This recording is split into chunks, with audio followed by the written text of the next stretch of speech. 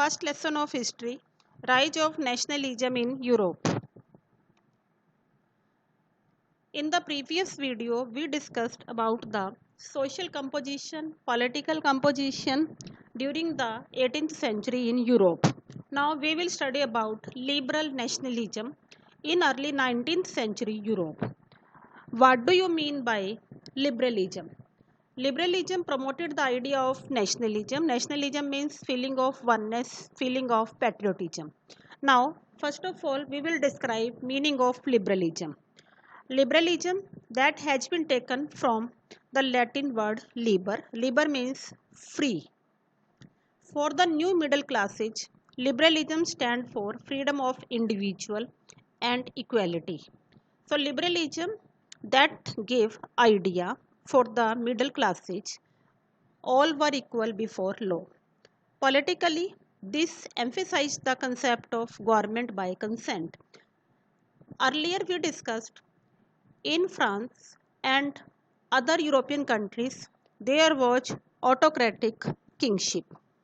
But liberalism was against the autocratic rule as well as kingship also. This liberalism gave the concept of such government which was elected by the consent of the people. In social field, in political field, even in the economic field also, liberalism gave the new idea. In the economic field, liberalism stands for freedom of markets and abolition of all the restrictions which were put on the movement of goods and capitals. For example, Napoleon created a confederation of 39 states. Each of these possessed its own currency, weight and measurement. And this system was time consuming also. A custom union, the name of the custom union such as Jolavrian, that was formed. And this custom union abolished the tariff barriers and reduced the number of currencies. Now, we will study about the Jolavrian or custom union. In 1834, it was formed at the initiative of Prussia and it was joined by most of the German states also. So Prussia and German was the such countries which made their contribution in the formation of this custom union. The union abolished all the tariff barriers and reduced the number of currencies from 30 to 2. Earlier number of currencies they were different for the different parts, but now it remained only 2. It created a wave of economic nationalism. So in the economic field, great change brought by this custom union. Now we will start the next topic, Treaty of Vienna. In 1815, the representatives of different European countries who had collectively defeated the Napoleon, they met at Vienna to draw up a settlement for European countries. And what were the proposals of this treaty?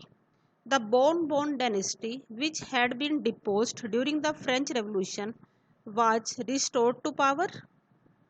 A series of states were set up on the boundaries of France to prevent French expansion in future. Next, we will start the topic conservatism, a political philosophy that gave the importance of tradition and preferred gradual development to quick change. Such policy is known as conservatism. Conservatism, it means a big change or remarkable change.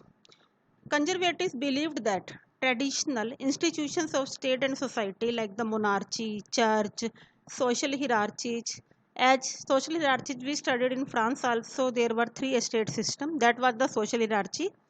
Property and family should be preserved. A modern army, efficient bureaucracy, a dynamic economy, abolition of feudalism and serfdom, they could make the more powerful monarchy.